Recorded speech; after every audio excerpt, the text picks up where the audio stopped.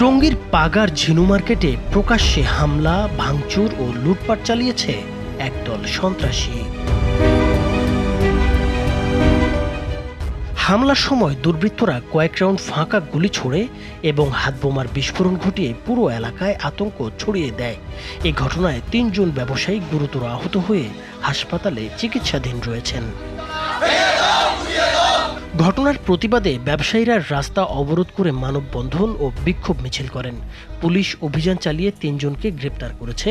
তবে লুট হওয়া প্রায় ১০ থেকে ১১ লাখ টাকার মালামাল ও হামলায় ব্যবহৃত আগ্নেয়াস্ত্র এখনও উদ্ধার করতে পারেনি আইনশৃঙ্খলা বাহিনী। গত ২১ ফেব্রুয়ারি শনিবার রিয়া স্টুডিওর মালিক আব্দুল মালেকের ওপর প্রথম হামলার ঘটনা ঘটে।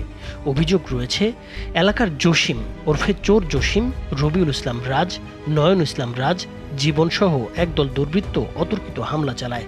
পরদিন রোববার বিকেলে আবারও একই এলাকায় হামলা চালিয়ে দোকানপাটে ভাঙচুর ও লুটপাট শুরু করে তারা।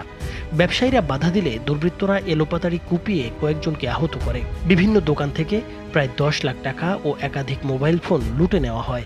পরে গুলি ছুড়ে আতঙ্ক সৃষ্টি করে পালিয়ে যায় তারা। ঘটনার পর পুলিশ ও গোয়েন্দা বিভাগ অভিযান চালিয়ে রবিউল ইসলাম রাজ, নয়ন ও শাফিকে গ্রেপ্তার করে। টঙ্গী পূর্ব থানার ওসি মেহেদী হাসান জানান, গ্রেপ্তার হওয়া রবিউল ও বাদীপক্ষের আব্দুল মালেকের মধ্যে পূর্ব শত্রুতার জেরে হামলার ঘটনা ঘটেছে বলে প্রাথমিকভাবে ধারণা করা হচ্ছে।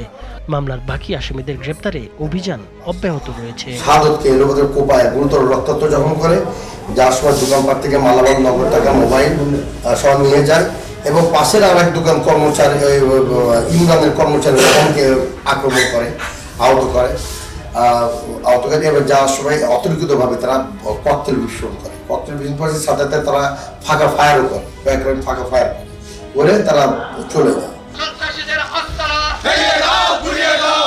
গতকাল ২৫ ফেব্রুয়ারি দুপুরে মার্কেটের ব্যবসায়ীরা মানববন্ধন করে জড়িত সকলকে দ্রুত গ্রেপ্তার, লুট হওয়া অর্থ ও অস্ত্র উদ্ধার এবং সন্ত্রাসীদের আশ্রয়দাতাদের বিচারের আওতায় আনার দাবি জানান।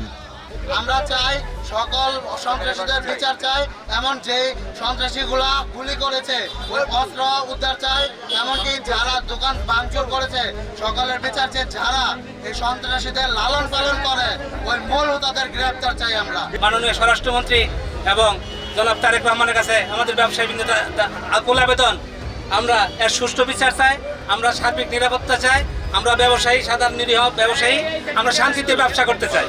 ব্যবসায়ীরা হুঁশিয়ারি দিয়ে বলেন, দ্রুত কার্যকর ব্যবস্থা না নিলে ভবিষ্যতে আরও বড় ধরনের অনাকাঙ্ক্ষিত ঘটনা ঘটতে পারে। নাইমুর হোসেন, মাছরাঙা টেলিভিশন।